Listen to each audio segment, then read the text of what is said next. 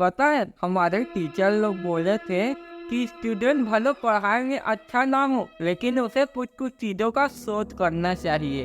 तो मैंने सोच की कि पत्नी भले ही गुस्से में पति पर बड़बड़ बड़बड़ करती रहती है मगर घर के सारे काम फटाफट निपटाती है। अबे पढ़ाई से रिलेटेड बोले थे और तुझे क्या बोल रहा हूँ, मेरी तो खुद तैयारी नहीं हुई है यार। 1 घंटे बाद एग्जाम है और मेरे कुछ डाउट भी क्लियर नहीं है। जैसे कि हवाई जहाज हवा में चलता है इसलिए उसे हवाई जहाज कहते हैं, लेकिन चप्पल को हवाई चप्पल क्यों कहते हैं ये मुझे पता नहीं। अच्छा तुझे पता है तो इस क्वेश्चन का आंसर बता तो कि एक लड़की के बॉडी में किडनी गायब है, इसका मतलब क्या है? इसका मतलब है कि उस लड़के की गर्लफ्रेंड भी है। अच्छा इसका बता तो कौन सा काम को आदमी थूक लगाकर करे तो जल्दी हो जाता है? अबे धागे में ना हुक लगाने से वो आसानी से सुई में घुस जाती है तो वो सिलाई का काम आसान होता है। अबे लेकिन तू किस लिए इतना डिप्रेशन में है?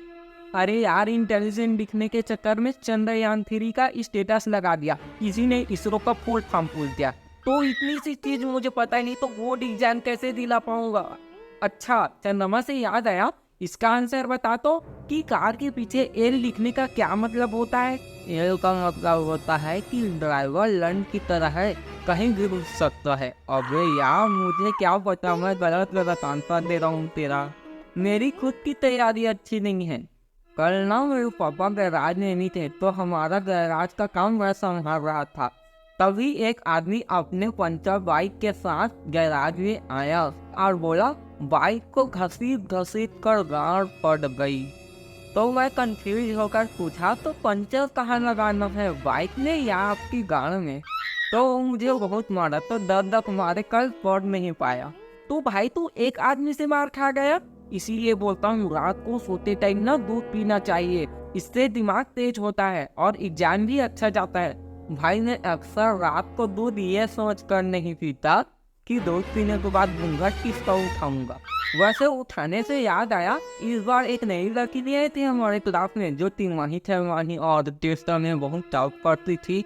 तो उसे ना अक्षय सिंघानिया जो है ना, जो टॉपर हुआ करता था पिछले साल, उसने उस लड़की को उठा लिया ताकि वो टॉप करे। तो उस लड़की को ना बस एक ही बात की टेंशन है कि कहीं उसके पापा बिना मेकअप वाली फोटो को मीडिया और पुलिस को ना दे दे। और ये सब मेरी जीएफ ने बताया क्योंकि वो उसकी फ्रेंड है। लेकिन तेरा तो ब्रेकअप हो गया था ना 4 महीने पहले। अबे वो नई जीएफ है, पर यार मैं भी कंजूस और वो भी कंजूस। एक बार वो मुझे बोली कि घर के लोग जब रात को सो जाएंगे तो मैं गली में सिक्का फेंकूंगी, तुम आवाज सुन के आ जाना। फिर उसने गली में सिक्का फेंका।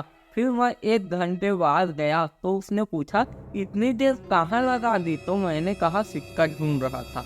तो वो बोली अरे पागल, वो सिक्का को मैंने धागा बांध कर फेंका था, वापिस खींच लिया। लेकिन जिंदगी कितनी आसान होती ना जब मैं उसे बोलता दे दे और वो मुझे बोलती ले ले। तो उसने बस मुझसे बात की और अपने कमरे से भेज दिया।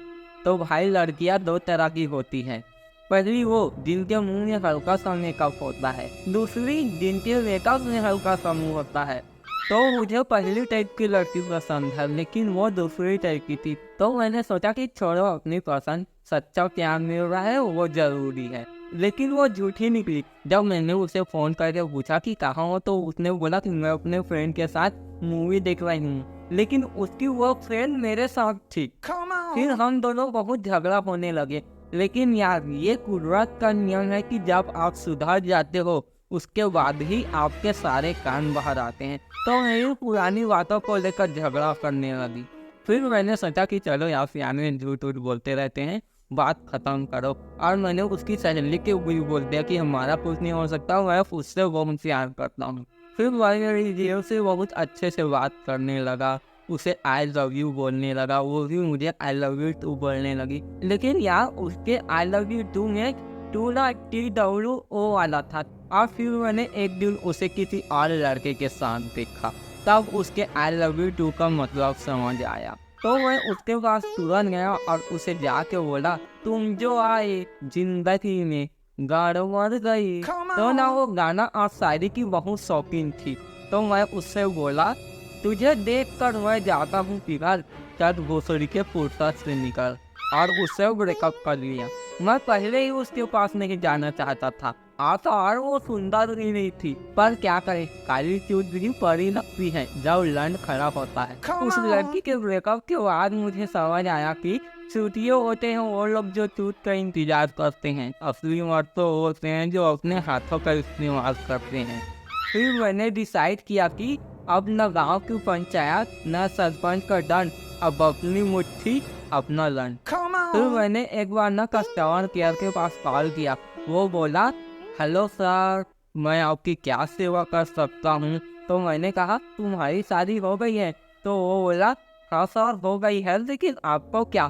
फिर मैंने उससे पूछा, तुम्हारे बच्चे हैं। तो वो बोला, नहीं अभी शादी को 2 महीने बस हुए हैं। फिर मैंने उससे बोला, भोसड़ी की अपनी हनीमून वाली पिक भेज, क्योंकि सरकार ने पोर्नो बैन कर दिया है, क्या देख कर हिलाएंगे हम। फिर मुझसे कंट्रोल नहीं हुआ तो मैं रेड लाइट एरिया चला गया।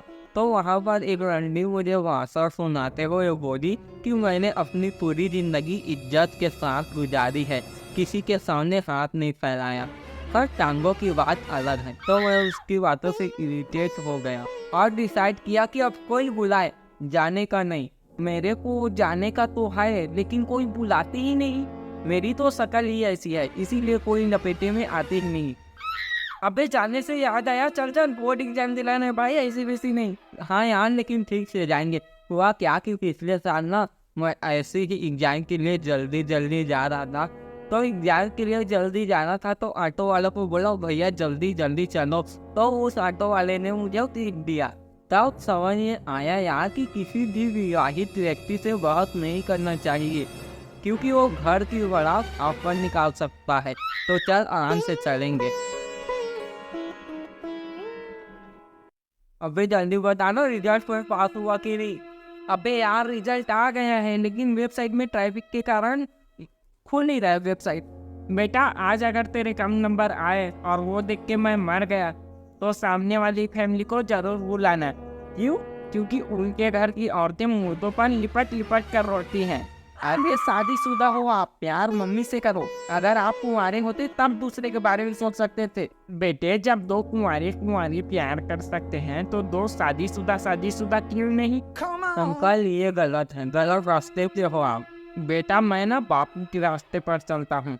बापू ने कहा था कि इज्जत करनी है तो पत्नी की करो, ख्याल करना है तो पत्नी की करो, प्यार करना है तो पत्नी से करो।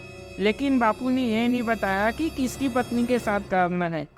और बेटा वो जो सामने वाली है ना, उससे पहले मेरी शादी होने वाली थी। मैं उसके घर रिश्ता लेकर देखने गया था। फिर उसके पिताजी ने मुझसे पूछा कि बेटा शराब पीते हो। तो मैंने बोला पहले जिस काम से आया हूँ वो देख लेते हैं, फिर साथ में बैठेंगे। तो फिर हमारी शादी नहीं हुई और वो शादी करके यहाँ आ गई। और तेरी मम्मी से मेरी जबरदस्ती शादी हुई, वरना मेरा उस टाइम शादी करने का मन नहीं था। मेरा तो शादी करने का मन है, फिर भी नहीं कर सकता। क्यों?